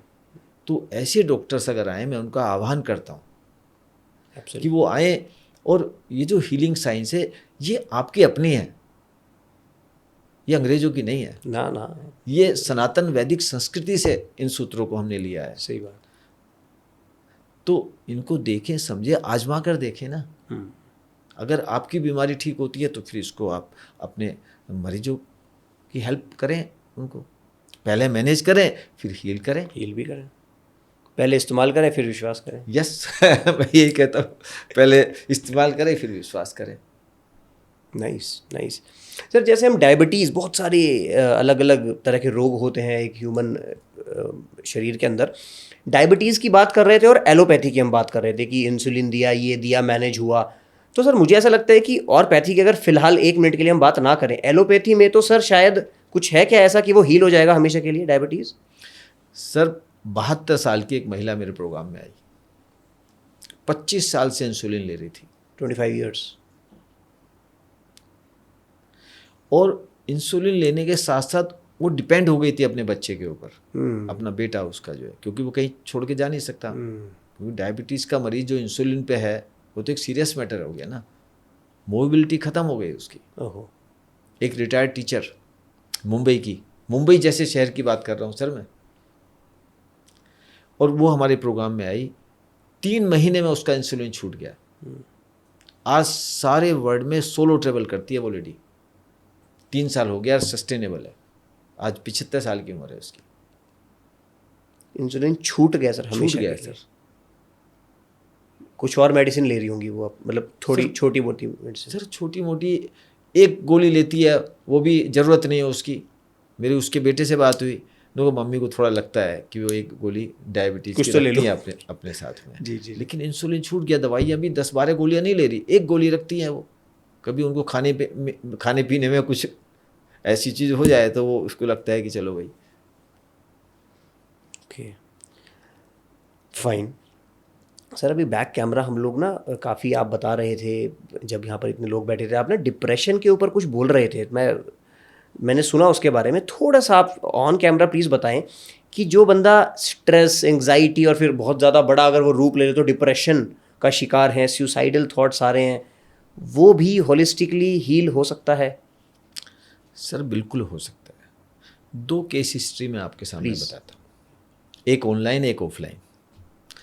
एक ऑफलाइन हमने कोर्स किया इंदौर में, एक बड़ी सोसाइटी थी जो होलिस्टिक मेडिसिन पे काम कर रही है, ऑर्गेनिक फार्मिंग और सब वो करते थे। वहाँ पे एक कैंप लगा हमारा, और गांव से एक फार्मर उस प्रोग्राम में आए। तो जो उसके फोटोग्राफर थे, उनका मेरे पास पहले ही फ़ोन आया कि देखो भाई, हमारे पास कुछ फ़ीस देने की तो नहीं है, लेकिन मैं आपकी फ़ोटोग्राफी करूँगा। मैं अपने ससुर को लेकर आ रहा हूँ, बहुत परेशान है, 10 साल से डिप्रेशन के मरीज है, उनको आपको ठीक करना है। मैंने कहा जाओ भाई, कोई बात नहीं, पैसे की बात नहीं, आप फोटोग्राफी भी ना करें, करना चाहो कर लो। वो आए। सर जब वो आए पहले दिन, उनको कोई एक्सप्रेशन नहीं था, 3 महीने से वो सोया नहीं था, 10 साल का डिप्रेशन था। एक ऐसा व्यक्ति मैंने भी, एज उसकी रही होगी सर 55 साल की करीब, जो है 50-55 साल की उम्र, और आंखें भी नहीं झपक रही थी। रात को जब हम उसे देखने उठे तो ऐसे लेटा हुआ था जैसे लाश हो गई, मतलब देख के डर लग जाए आपको, ये स्थिति थी। और 6 दिन का हमारा प्रोग्राम था, और पहला दिन, दूसरा दिन, तीसरा दिन उसमें कॉन्शियसनेस आ गई। जाते समय वो मुझे एक किशमिश का पैकेट भेंट करके गया। उनको सर ये मेरी आपसे बस मैं ये दे सकता हूँ आपको। 21 पीस का पैकेट? किशमिश रेजिन्स जो अच्छा, होती है, वो पता नहीं कहाँ से मंगाया उसने। उसने कहा वास्तव में मुझे नई जीवन मिला है। फिर उस फोटोग्राफर ने क्या किया, एक तो उसने डेली की रिकॉर्डिंग की, वो देखा, उसका हमारे यूट्यूब पे आपको मिल जाएगा, नरबाद कैसे निरोग हुआ, उनका नाम, हाँ नरबाद था। फिर वो उनके गांव गया, और गांव में उसने बात की उसकी, वो भी उस रिकॉर्डिंग में है, कि उसकी सारी दवाइयाँ छूट गई, कोई मेडिसिन नहीं ले रहा, बिल्कुल नॉर्मल लाइफ वो लीड कर रहा है, पूरा डिप्रेशन ठीक हो गया। 6 दिन में वो 80% से ज़्यादा ठीक हो गया था, और with in a month 100% cure हुआ सर डिप्रेशन, 10 साल पुराना। 100%? यस। एक दूसरा केस मैं बताता हूँ आपको। एक लेडी कोलकाता से आई, ऑनलाइन। जब हमने पहला प्रोग्राम लॉन्च किया, मैं समझता हूँ पहले या दूसरे प्रोग्राम में होगी वो, आज से 5 साल पहले जब लॉकडाउन लगा। और वो एक बिजनेस वुमेन है, परिवार, बड़ा परिवार है कोलकाता में। पहले तो उसको कुछ प्रॉब्लम होती थी शारीरिक, तो एक डॉक्टर के पास, फिर दूसरे डॉक्टर के पास। कोलकाता में उसने कोई डॉक्टर नहीं छोड़ा। एक तो उसको कॉन्स्टिपेशन की प्रॉब्लम थी, कुछ और भी प्रॉब्लम थी। तो जब डॉक्टर्स को नहीं कोई उसका इलाज मिला, किसी ने उसको साइकेट्रिस्ट को रेफ़र कर दिया। भैया हमारे बस की नहीं है, मुझे तो लगता तुम्हें वहम, कुछ लोग वहम कह देते हैं ना, अब वैसे नहीं इलाज समझ में आए तो आप कह दो भैया, क्योंकि सारी रिपोर्ट आपकी नॉर्मल है, लेकिन प्रॉब्लम आपकी जा नहीं रही है। उसका 12 साल इलाज चला सर कोलकाता में, उसने कोई बेहतर से बेहतर साइकेट्रिस्ट भी नहीं छोड़ा। और जब वो हमारे प्रोग्राम में आई तो 25-30 गोली रोज़ लेती थी, तरह तरह की, इतनी परेशान थी। और सर वैसे तो 6 दिन में उसको राहत आनी शुरू हो गई, नींद आनी शुरू हो गई उसे। 3 महीने में उसकी सारी दवाइयाँ छूट गई। और पहले तो काम धंधा उसने सब छोड़ दिया था, घर पे रहती थी, अब तो अपने बिजनेस को ज्वाइन कर लिया उसने दोबारा। क्या बात है।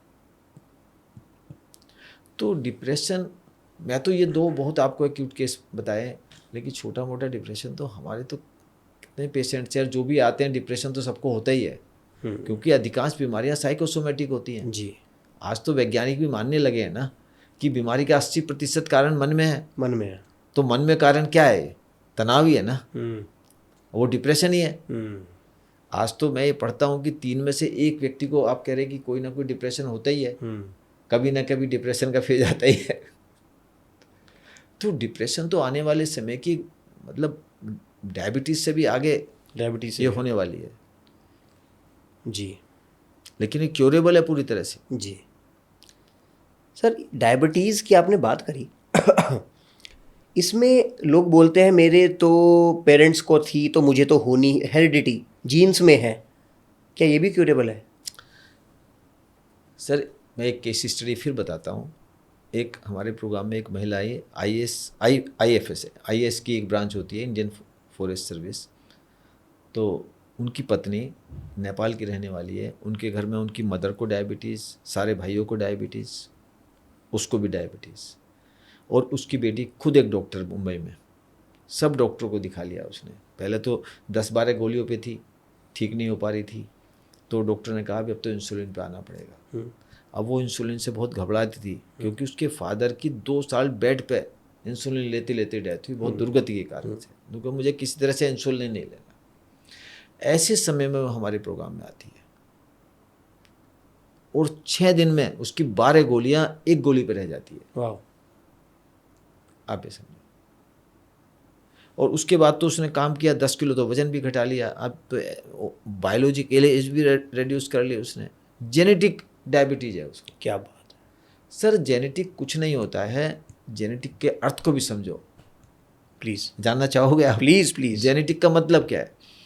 जेनेटिक का मतलब है एक परिवार का रहन सहन, खान पीन, सोच विचार एक जैसी होती है तो एक जैसी बीमारियां होंगी। अभी मेरे परिवार में जहां मैं आया हूं, मेरे परिवार में भी जेनेटिक डायबिटीज है, जेनेटिक ओबेसिटी है जी, जेनेटिक कॉन्स्टिपेशन है जी, और सबको ही है। ठीक है। मेरे फादर को भी था, मेरी मदर को भी था, मेरे दादाजी को भी था, दादी जी को भी था, सबको था। और ताऊ चाचा, इतने बड़ी जॉइंट फैमिली है हमारी, बहनें, सबको। लेकिन मैंने क्यों बैरियर तोड़ दिया उसका? और मुझको भी थी 1 दर्जन से ऊपर बीमारियां। तो बेसिक चीज़ है आपकी लाइफ स्टाइल, बेसिक चीज़ है द राइट फूड। तो मेरा एक प्रिय एक जो मॉड्यूल है प्रोग्राम का कि डिस्कवर योर डाइट। तो असली चीज़ ये है कि जब आप अपनी डाइट को डिस्कवर करते हो तो ये चीज़ें बहुत सहज रूप से ठीक हो जाती है। जी, जेनेटिक कुछ नहीं होता है। कुछ नहीं होता। बताइए, बहुत बड़ा मेरे ख्याल से मिथ आज सबका और मेरा आपने बर्स्ट किया। Thank you for that. Genetic का मतलब एक परिवार की लाइफ स्टाइल एक जैसी है जो पीढ़ी दर पीढ़ी चली आ रही है। उनका रहना सहना, खान पीन, सोच विचार एक जैसा है, तो एक जैसी प्रॉब्लम्स है उनकी।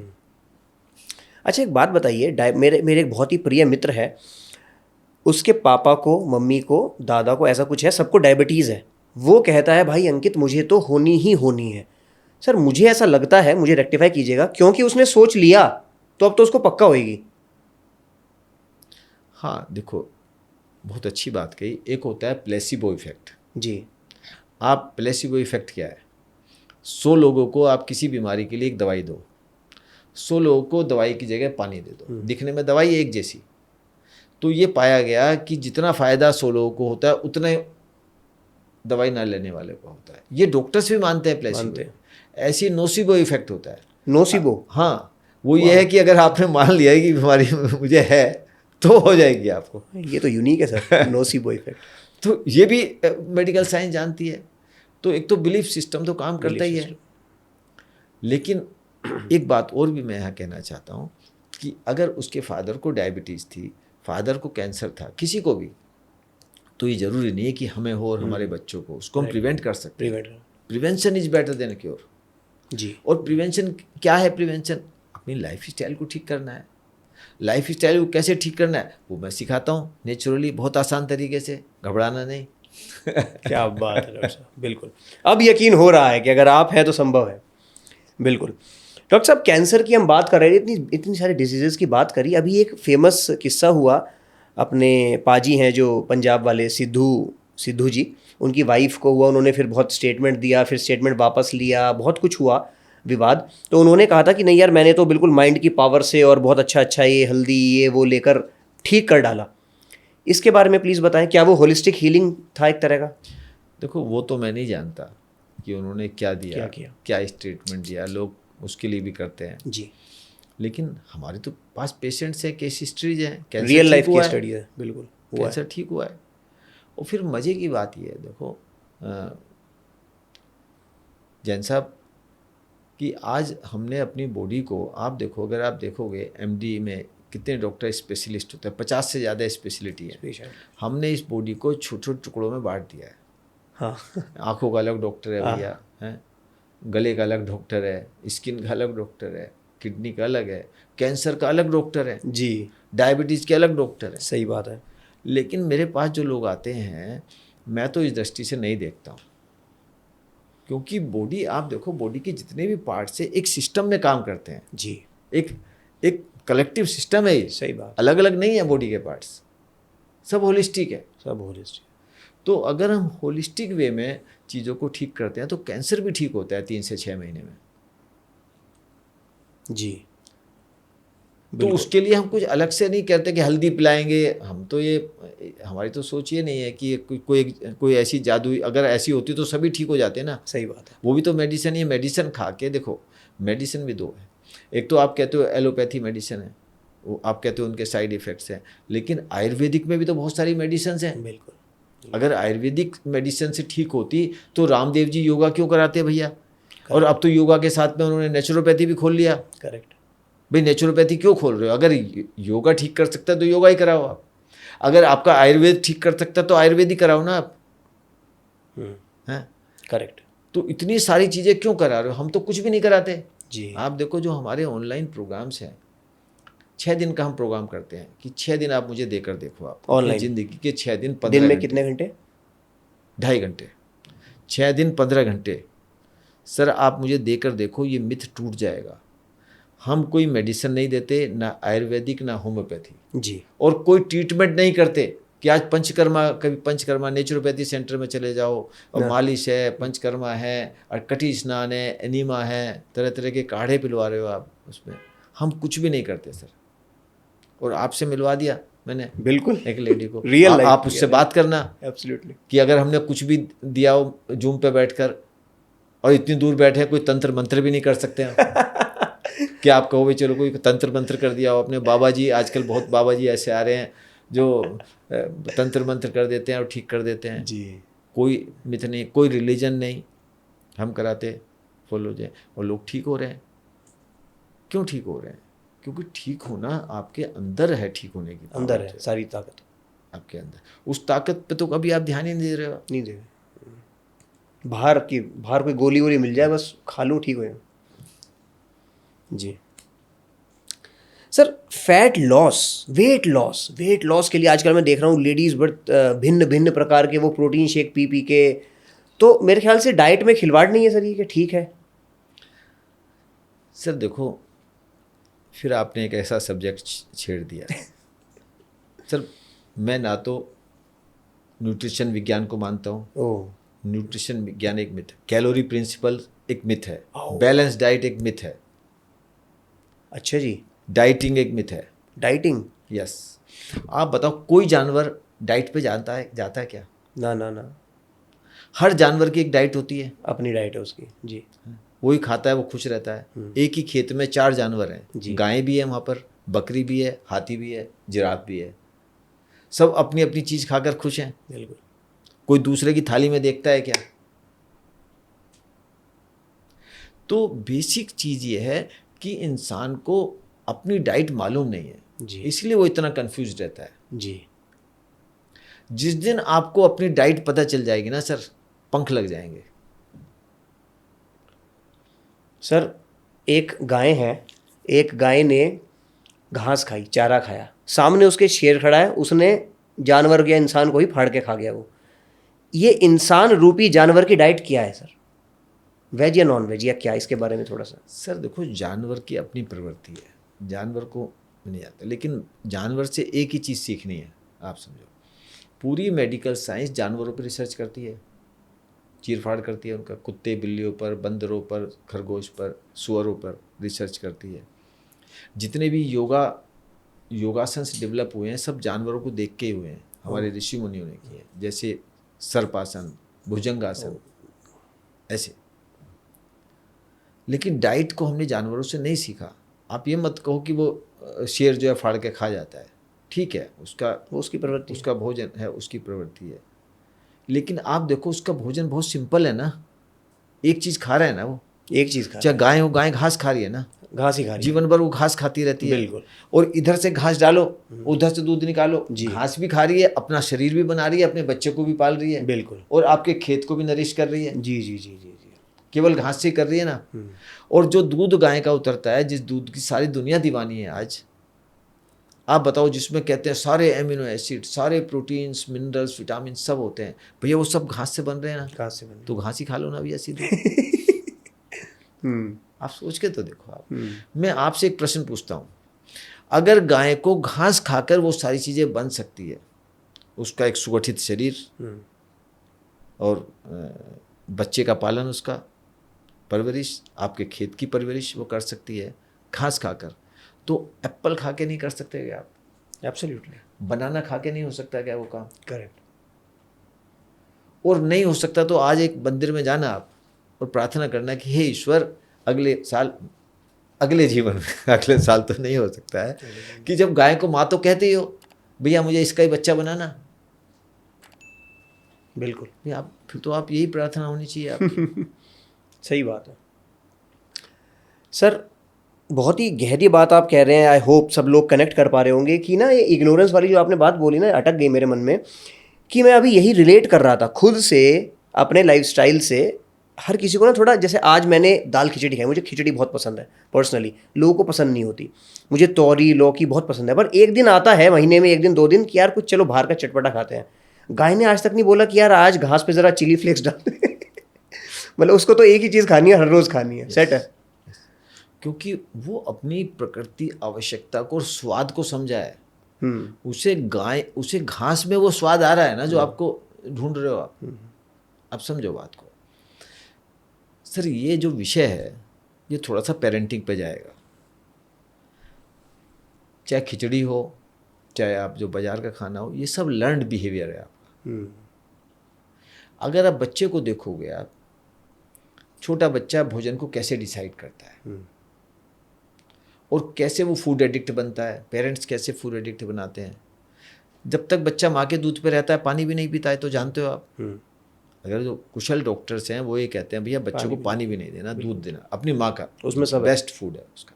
अगर मेडिसिन की जरूरत पड़ती है, कभी बच्चे की तबीयत खराब होती है, तो प्राचीन भारतीय संस्कृति में एक परंपरा थी कि माँ को दवाई दे दो, कोई आयुर्वेदिक दवाई माँ को दे दो। अगर बच्चे को जुकाम हुआ है तो माँ को भैया काढ़े की चाय पिला दो, कुछ भी, तुलसी की चाय पिला दो, गिलोय की पिला दो, बुखार आया तो उसको पिला, बच्चे को मेडिसिन भी नहीं कोई।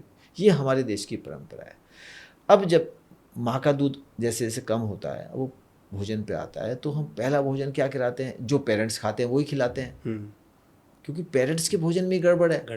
अब उन्होंने पेरेंटिंग तो कहीं सीखी नहीं है कि बच्चों को क्या भोजन देना चाहिए, किसी स्कूल में पढ़ाया नहीं उनको, और पढ़ाया भी तो अंग्रेज़ों के स्कूल में पढ़ाया है, जिन्होंने वो आपको डाइट चार्ट दिए हैं कैलोरी प्रिंसिपल के और न्यूट्रिशन के आधार पर बैलेंस डाइट के जो चार्ट दिए हैं, वो गड़बड़ है सर। अगर आप देखोगे बच्चे को कैसे भोजन को इंट्रोड्यूस कराना चाहिए जी, आप उसके सामने फल रखो ना सारे, आप देखो आप, तो बच्चा सारे फल नहीं उठाएगा। आप उसे खिलाना चाहोगे तो दूर से मना कर देगा, वो कितनी चीज़ों को दूर से मना कर देगा। आप नज़दीक ले सूंघ के देखेगा, फिर किसी चीज़ को जीभ लगा के देखेगा, और आपने उसको दे भी दिया जबरदस्ती तो थूक देगा, कुछ चीज़ों को खाएगा। सही बात। फल भी सब नहीं खाएगा। एब्सोल्युटली। तो बच्चा जानता है उसका भोजन क्या है, कैसे उसको भोजन को डिसाइड करना है। जैसे जानवर अपने भोजन को डिसाइड करता है अपने स्वाद के आधार पर, जो उसको स्वाद लगता है, ऐसे ही बच्चा भी अपने भोजन को जानता है, उसको डिस्कवर कर सकता है अगर आप उसको परमिशन दो। सही। बाकी सब बाद में जो भी खा रहे हो, चाहे बेस्ट फूड खा रहे हो आप, जिसको आप खिचड़ी को बेस्ट फूड बोलो, आप हेल्दी फूड बोलो, वो आपके लिए बेस्ट फूड हो ज़रूरी नहीं है। एक कहावत है पुरानी, बैंगन किसी को पचे किसी को कुपच है, एक फल भी किसी के लिए अमृत हो सकता है, किसी के लिए जहर हो सकता है। सही बात। तो बेसिक इंपॉर्टेंट चीज़ है, the day you discover your diet, आपका बहुत थोड़े से काम चलता है। फिर आप ये जो चीज़ें हैं ना कि मुझे ये भी खा लूँ वो भी खा लूँ, ये गिर जाती हैं आपकी। हिला दिया सर आपने तो सच में हिला दिया।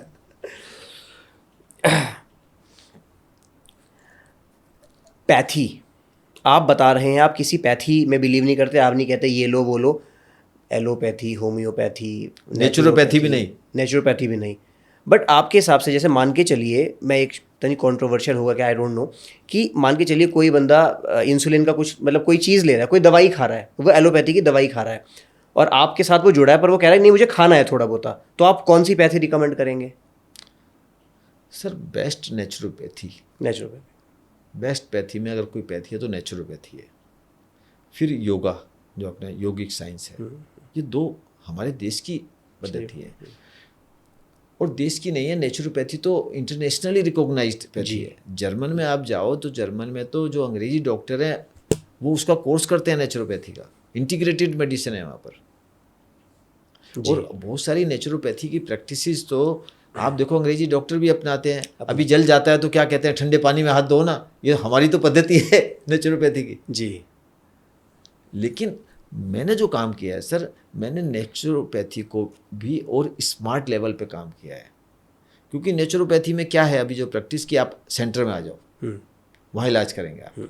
अब कितने दिन जाके सेंटर में रहोगे? आपको 20-25 साल पुरानी बीमारी है, 5 दिन रह लोगे, 10 दिन रह लोगे, 15 दिन रह लोगे, 1 महीना रह लोगे जी। तो गंभीर बीमारी को ठीक होने में समय लगता है। तो वो नेचुरोपैथी हर एक कोई तो नहीं कर सकता वहाँ पर जी। तो हमें असली नेचुरोपैथी जो है, जो आपके शरीर में सेल्फ हीलिंग पावर है, उस पर काम करना है। और उस पर काम घर पे रह कर भी कर सकते हो आप, उसके लिए कोई ताम झाम की जरूरत नहीं है। सही। फिर भी आपको पैथी चाहिए तो नेचुरोपैथी इज बेस्ट जी, बिल्कुल। और उस पैथी से भी पहले चाहिए एक सही गुरु जो हाथ पकड़ के बताए कि भाई ये जो अपने अंदर ताकत है इसको सही ऑप्टिमम यूटिलाइज कैसे किया जाए। सर ये जो बात कही ना, सही गुरु, ये बहुत इम्पोर्टेंट है। मेरे जीवन में 6 टीचर्स आए।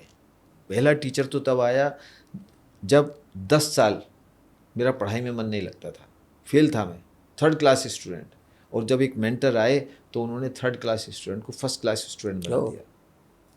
10वीं क्लास तक I was a 3rd class student. क्या बात। दूसरा, 10 साल में बीमारियों से बेहद परेशान था, 1 दर्जे से ऊपर लाइलाज बीमारी, 100 से अधिक डॉक्टर्स को संपर्क किया होगा मैंने। और एक मेंटर आया और उसने महीनों में मेरी बीमारी ठीक कर दी। तो मेंटर का तो बहुत बड़ा रोल है। वर्षों के संघर्ष को वो दिनों में सेटल कर सकता है एक सही मेंटर।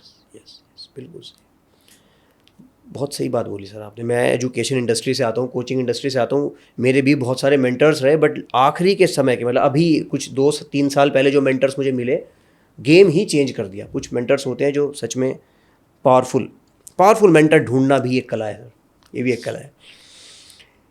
ठीक है जी सर, अपना सेटअप अगर ऑफलाइन आप इवेंट्स करते हैं तो कहाँ करते हैं? ऑनलाइन तो जूम पे हो ही गया, थोड़ा सा इसके बारे में प्लीज़ बताएं। लोगों को अगर सच में फ़ायदा उठाना है, पॉडकास्ट तो हो गया, उनको सब पता चल गया कैसे होता है, क्या होता है, सच में करना है तो सर देखिए, बेस्ट प्लेटफॉर्म तो आज मुझे लगता है जूम और ऑनलाइन है, क्योंकि घर बैठे आप अपना काम धंधा भी देखते हुए आप ये कर सकते हो। लेकिन ऑफलाइन हम अभी 2 इवेंट करते हैं साल भर में। अच्छा, एक 3 दिन की करते हैं, एक 6 दिन की करते हैं। किस तरफ, मतलब इंडिया में कहाँ? वो जहाँ हमें अच्छा कोई स्थान प्राकृतिक मिल जाए हमें, या कोई हमें इनवाइट कर ले, या कोई स्पॉन्सर कर दे हमारे प्रोग्राम को, तो भी हम कर देते हैं।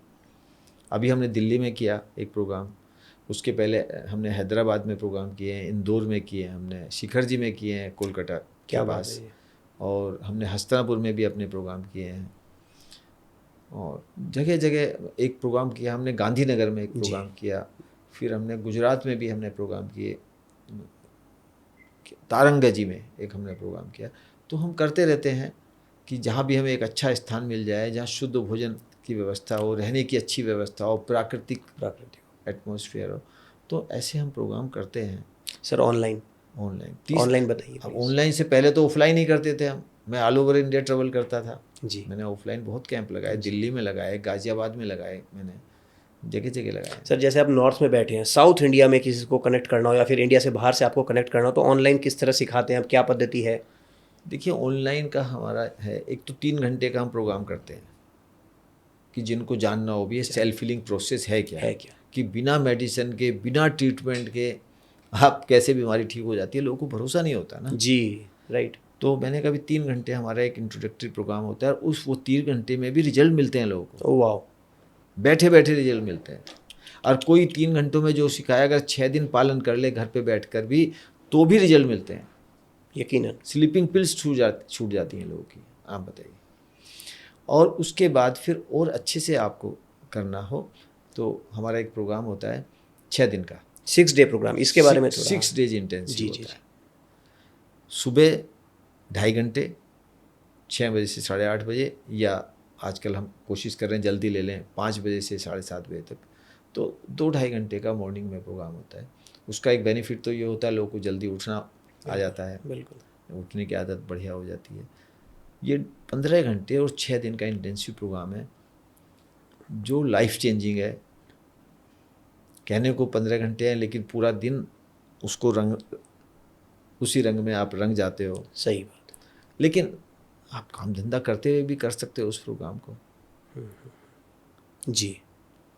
उस प्रोग्राम को अभी तक 5,000 से ज़्यादा लोग कर चुके हैं। क्या बात है जी। और मैजिकल रिजल्ट्स उसको मिल चुके हैं। मैजिकल, जैसे 6 दिन में माइग्रेन ठीक हो जाना, 6 दिन में डायबिटीज़ की दवाइयाँ छूट हो जाना, 6 दिन में 6 किलो से 8 किलो वजन कम हो जाना भरपेट खाकर, 6 दिन में डिप्रेशन की दवाइयाँ बंद हो जाना। और क्या चाहिए? 6 दिन में पेन किलर्स। एक महिला आई हमारे प्रोग्राम में, आपको मैं छोटे छोटे आपको इंसिडेंट बताता हूँ। 25 गोली रोज की ले रही थी पेन किलर और स्टेरॉइड्स की, तो भी दर्द कम नहीं हो रहा था। जॉइंट्स पेन जबरदस्त, करवट बदलने में भी डर होता था। आप बताइए। और 6 दिन में उसके पेन किलर्स छूट गए। एक महिला आई हमारे प्रोग्राम में मुंबई से, आज तक में न्यूज रीडर है थी वो, जो पहले 40 साल की उम्र, 25 साल से वो कहती है कि मुझको मेंस्ट्रुएशन में इतना पेन होता था जैसे डिलीवरी में पेन होता है। मैं मछली की तरह तड़पती थी 2-3 दिन, और 6 दिन में विद इन 6 डेज संयोग ऐसा हुआ कि तीसरे चौथे दिन ही उसको डेट आ गई। अब वो हमारे पास रिकॉर्डिंग है।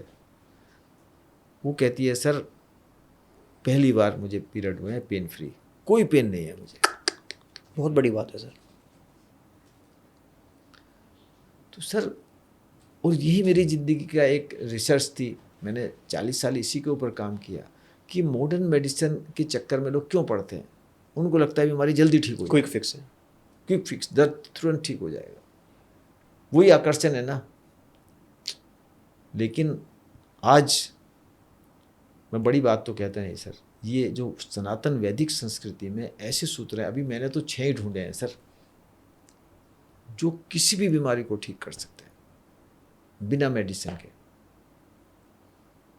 हमारी इंडियन हेरिटेज इतनी रिच है और सारे संसार को उसकी ज़रूरत है।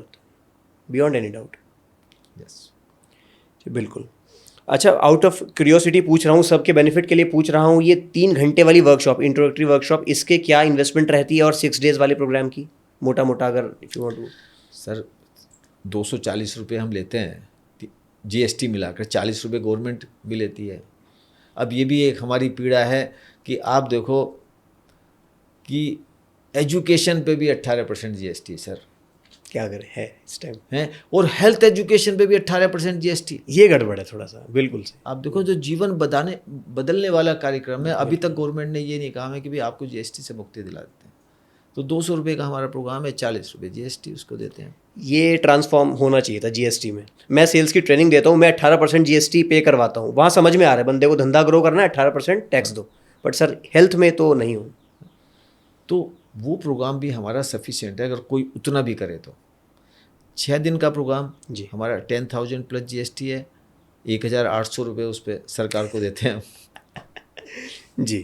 10,000 ठीक है जी, 10,000 प्लस GST है। Nice nice nice. तो रिकमेंड आप यही करेंगे, पहले आप 3 आवर्स वाली वर्कशॉप करें, उसके बाद फिर 6 डेज वाली में एनरोल कर सकते हैं। ये डायरेक्ट भी करते हैं। अभी जिस महिला की आप बात कर रहे हो तो उसने तो डायरेक्ट ही किया। बिल्कुल, किसी ने अगर पॉडकास्ट देखा वो डायरेक्ट ही करेगा, इंट्रोडक्शन की जरूरत ही नहीं। 6 दिन में उसका माइग्रेन ठीक हो गया। मान ली पहले वो करती, फिर मान ली पता लगा अगले महीने प्रोग्राम है, तो उतने दिन क्यों पीड़ा आप भुगतो? एब्सोल्युटली। हमने एक और प्रोग्राम शुरू किया है, क्योंकि कुछ लोग, मुझे लगता है हिंदुस्तान है, देखो भाई, और ये 240 का प्रोग्राम भी कई बार हम फ्री भी कर देते हैं कि आप फ्री रजिस्टर करा दो, क्योंकि लोग एक रहते हैं ना कि यार पता नहीं क्या है, ऐसी तो नहीं है, मार्केटिंग है, करेक्ट, सब तरह की चीज़ें चलती हैं, तो बहुत बार हम उसको भी फ्री कर देते हैं।